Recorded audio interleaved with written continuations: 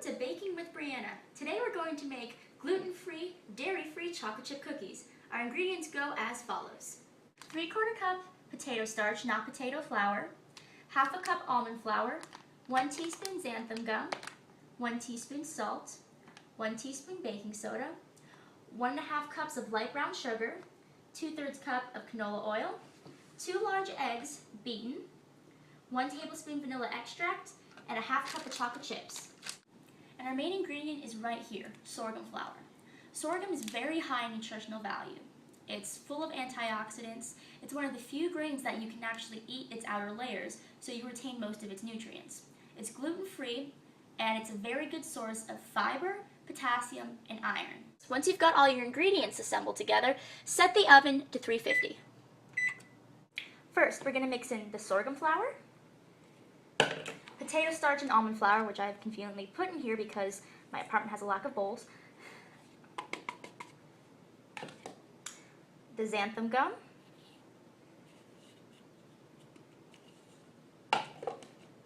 the baking soda, the salt, and the brown sugar. If you don't have a whisk, a wooden spoon will do just fine.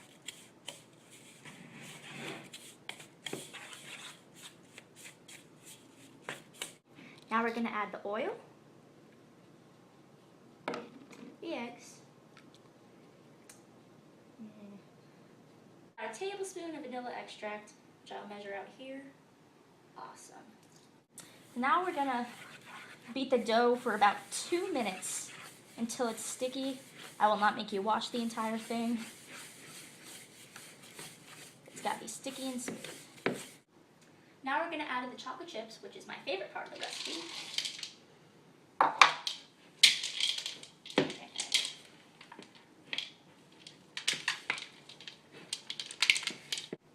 Alrighty, now that the dough is finished, we're going to, by hand, roll it up into little balls and put it on a sprayed cookie sheet. The recipe calls for about like a dozen in a batch, but you know, it depends on how big your baking sheet is, how much space you want to leave. Now we're going to put these in the oven for about 14 minutes.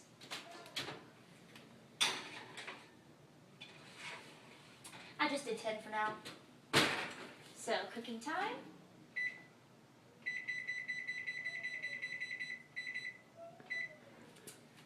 Now that all that work's done, let's reflect about some facts about sorghum. Sorghum originated in northeast Africa, in Egypt or Ethiopia, and today that remains the center of diversity for the crop. Therefore, sorghum grows in areas with a warm, dry climate, as the crop is drought-resistant. The top 5 countries that produce sorghum are, in descending order, Nigeria, the United States, India, Mexico, and Argentina. Some farmers use sorghum in their crop rotation, which means that they grow different crops on the same plot. Generally, the pattern would be sorghum, then fallow land, and then wheat. When planting sorghum, farmers will sometimes underplant with greens to minimize weeds. The seeds will be planted close together, as it is easier to harvest sorghum when the rows are narrow. It takes about 90 to 120 days from planting until harvest. The main parts of sorghum we use for food are the seeds for flour. However, the stalks can be used for syrup, and we can feed the seeds, stalks, and leaves to livestock. The main sorghum food products purchased by consumers after processing are flour, syrup, and beer. In order to make sorghum flour, the whole grain or just the seeds must be ground down finely. To make sorghum syrup, stalks of the plant are harvested and crushed like sugarcane. To process sorghum beer, the crop is smashed among other crops in boiling water and fermented. That's the simplest way to put it. The sorghum processing itself is typically done locally, often on the farm where it came from. This is especially true for developing countries. In developed countries like the United States, the sorghum flour you can buy in the grocery store is generally grown, processed, and packaged all on the same site. This is the case of Bob's Red Mill sorghum, which I actually used for the recipe. One important non-food use of sorghum is to make ethanol. Almost 1/3 of sorghum is actually put toward this effort. The top 5 consumers of sorghum are actually similar to the producers. In descending order, they are Nigeria, Mexico, India, the United States, and Sudan. While sorghum is a beneficial crop, it's involved in a dark spot in history.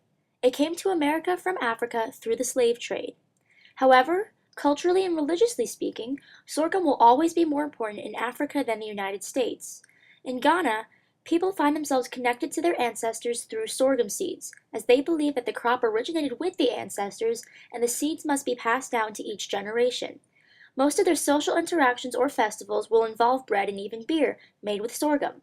Because of the importance the crop plays in the lives of the people there, it remains a staple in Ghana and a large portion of Africa. You may think that sorghum has nothing to do with politics, I know I did, but it turns out there was a Sorghum Political Action Committee and they actually raised $74,000 in the 2012 election. So, more you know. The cookies are ready. Oh my goodness. They look delicious. So after they cool for about 5 minutes, your cookies are ready to go. Time to taste them.